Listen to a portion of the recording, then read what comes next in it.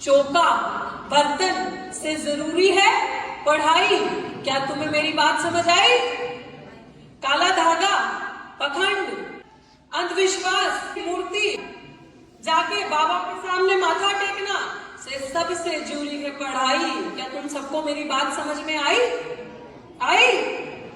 पढ़ाई देगी आपको, पढ़ाई डॉक्टर तो की तरह निडर बनाएगी। मैडम ने कहा 7 महीने तक आंदोलन किया। हाँ किया, 7 महीने तो आंदोलन किया, 11 FIR करवाई। देर सवेर बाबा साहेब के दिए हुए संविधान में न्याय है। हमारे देश का कानून सुधारात्मक है, दंडात्मक नहीं है। जब सुधार होगा तो ये देखिएगा आपकी बच्ची जिस तरीके से सर उठा के आंखों में आंखें डाल के बोलती है, आने वाले टाइम पे भी ऐसे ही रहेगी। और वो लोग जेल की सलाखों के पीछे होंगे, हम लोग नहीं। मेरे मामा, मेरे दादा परदादा बाबा ने तो 3000 साल का मुफ्त का आरक्षण नहीं लिया कि पढ़ने का अधिकार उनको ही नहीं था। हमें बाबा साहब ने इतना सा अवसर दिया, हमने मेहनत करके, मेहनत के दम पे पढ़ लिख कर ये शिक्षा ली है। और इसलिए घमंड है इस चीज का कि हाँ आज आंखों में डाल के, आंखें डाल के आपसे बात कर सकते हैं, सवाल कर सकते हैं, और आपकी हर एक मूर्खता को, हर एक अज्ञानता का जवाब मैं अपने ज्ञान से दे सकती हूँ, जो मेरे अंदर ज्ञान। और ये किसकी बदौलत है? बाबा साहेब भीमराव अम्बेडकर है कि नहीं है? मानते हो उनकी कुर्बानियां अपने जीवन में हमारे लिए? बाबा साहेब ने अपना गुरु भगवान बुद्ध को माना, बाबा साहेब ने अपना गुरु कबीर जी को माना, बाबा साहेब ने अपना गुरु महात्मा फूले को माना। जब हमारे 500 हमारे महार सैनिक 500 भीमा कोरे गांव की लड़ाई में 28,000 पेशवाओं को मात दे सकते हैं, या हमारे लोग महिलाएं, जब एक महिला, मैं बार बार कहती हूँ, ताकत रखती हो आप अपने आप में कि एक बच्चा पैदा, एक अब जन्म दे सकती हो, जन्मदाता हो आप, तो आप क्या नहीं कर सकती यार? आप किस जगह में किसी से पीछे हो? आप सिर्फ और सिर्फ, हमारा एक ही ड्रॉबैक, एक ही कमी हमारे अंदर है कि किसी ने कुछ कहा, कान के कच्चे बन के, अपने गुरुओं महापुरुषों की बातों को पीछे छोड़ के, उन्होंने जो जिंदगी में सिखाया उनको पीछे छोड़ के, काला धागा बांधा उस बाबा ने, झाड़ फूक किया उस बाबा ने, वो बाबा भला करेगा। उस बाबा ने उसके ऊपर मंत्र पढ़ा और जाकर संतान हो गई। क्या आपको लगता है ये सारी चीजें वैलिड हैं? क्या आपको लगता है अम्बेडकर आपको काले धागे में, झाड़ फूक में नहीं मिलेगा? अगर डॉक्टर अम्बेडकर कहीं मिलेगा तो वो सिर्फ और सिर्फ आपको किताबों में मिलेगा और कहीं नहीं मिलेगा। और डॉक्टर अम्बेडकर को खोजना मतलब बाबा साहेब कोई आपके सामने वो जादू नहीं होगा कि वो क्या कहते हैं जो आप टीवी में देखते हो, क्या आ जाता है एकदम से आकार उनका सामने जो भगवान दिखाते हैं। We don't need that. Ambedkar वो है जो आज मेरे अंदर बोल रहा है। अम्बेडकर हिम्मत है, अम्बेडकर ताकत है, अम्बेडकर एनर्जी है। आप सबको ये समझने की जरूरत है कि वो धर्म नहीं जो आपको कमजोर करता हो, वो धर्म नहीं जो तोड़ता हो, वो धर्म नहीं जो इंसान को इंसान के बराबर नहीं समझता। धर्म हमेशा वो है जो आपको समानता की बात करता हो, जो महिलाओं की आगे अच्छी स्थिति की बात करता हो, जो आपको पढ़ने का अवसर देता हो। तो असली धर्म तो सबसे बड़ा इंसानियत है। असली धर्म, असली ग्रंथ अगर आपका कोई है तो वो तो भारत देश का संविधान है, जिसने आपको इंसान होने का दर्जा तो दिया। इससे पहले तो आप इंसान भी नहीं थे। आज आपके सोचो वो दौर कि उस समय हमारी स्थिति क्या होती होगी, और अभी भी ये बातें क्यों बोल रही हूँ, वो बातें दोबारा लाना चाहते हैं। जब आपकी पीठ के पीछे झाड़ू था, वो चाहते हैं दोबारा आए। याद करो कि आपके माँ बाप को कोई छू जाए बर्दाश्त कर सकते हो? आपके बच्चे को कोई छू जाए बर्दाश्त कर सकते हो? तो बाबा साहब के किसी ने 4 बच्चे खाए, तकलीफ उनसे पूछो। बाबा साहब के साथ कितना अपमान लोगों ने किया कि अगर वो अंदर पढ़ाई करके बड़े ऑफिसर बने, अंदर जाते थे तो पानी तक उनका पियोन जो उनसे कितनी दूर पोजीशन के नीचे, वो अपमानित करता था। हम कहते हैं ना, अगर मेरे माँ बाप को किसी ने हाथ लगा दिया, या मेरी भाई कहते हैं बहन को किसी ने छोड़ दिया, आर पार कर दूंगा। तो बाबा साहब के हुए जो उनके ऊपर चीजें, अपमान सहा, जो उन्होंने किया, उसका बदला कौन लेगा? बदला हमें शब्द हाथ में उठा के नहीं लेना, वक्त आएगा तो वो भी करेंगे, लेकिन बदला हमें अपनी पढ़ाई लिखाई से, अपनी जागरूकता से लेना है। मूर्ख हम लोग हैं, उन्होंने तो सब कुछ करके, सारा अडम्बर पखंड हटा के, हमारे हाथ से मैला कूड़ा झाड़ू हटवा के कलम पकड़ाई। आज सियासत का वो दौर दोबारा आ गया कि आपके हाथ से दोबारा कलम छिड़वा के हाथ में झाड़ू पकड़ाया जा रहा है, चाहे वो झाड़ू झाड़ फूक के लिए हो, चाहे वो झाड़ू सड़कों पर मारने के लिए हो। आया वक्त कि नहीं आया?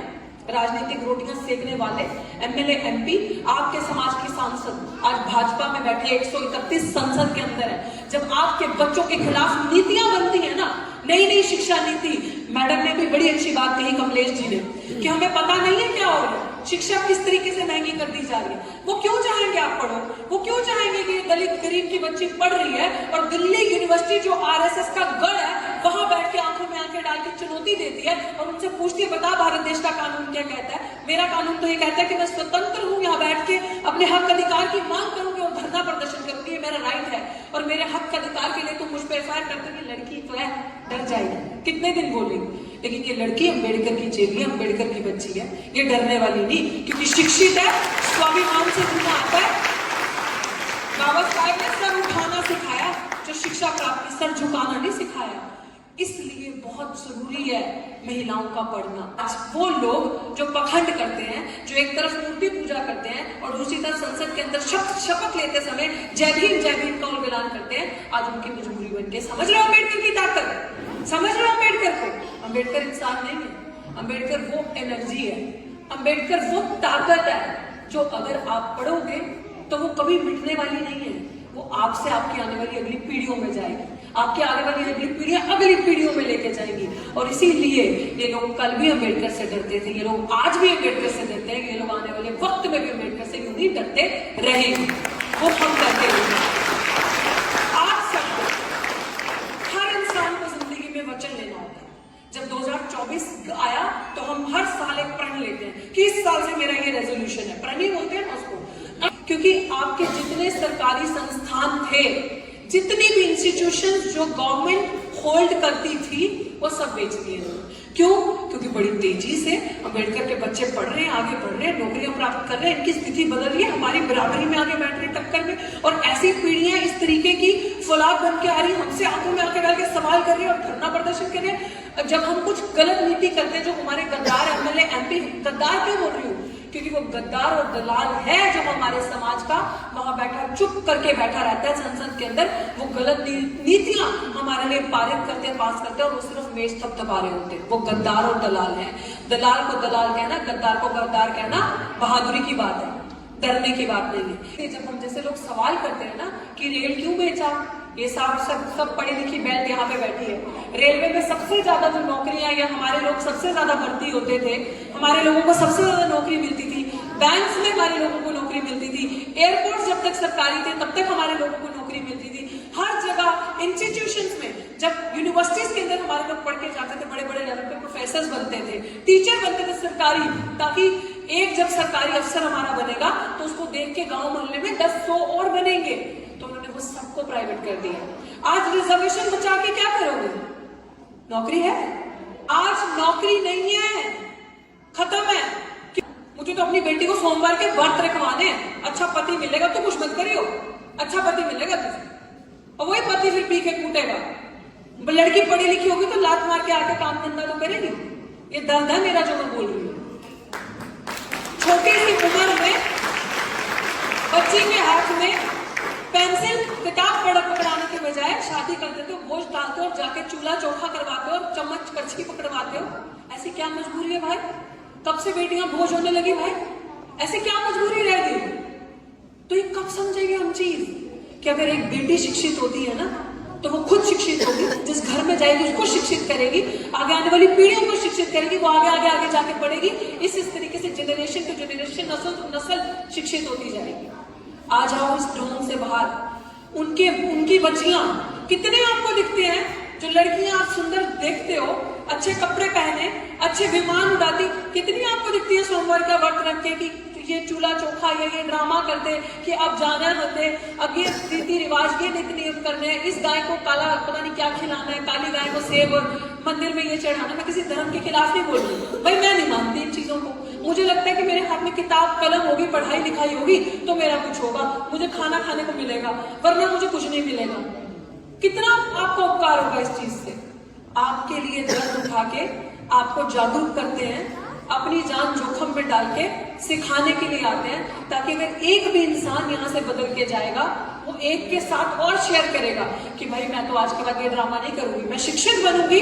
पढ़ाई लिखाई की कोई उम्र नहीं होती, किसी भी उम्र में आप पढ़ सकते हो, आप किसी भी उम्र में ज्ञान की प्राप्ति कर सकते हो।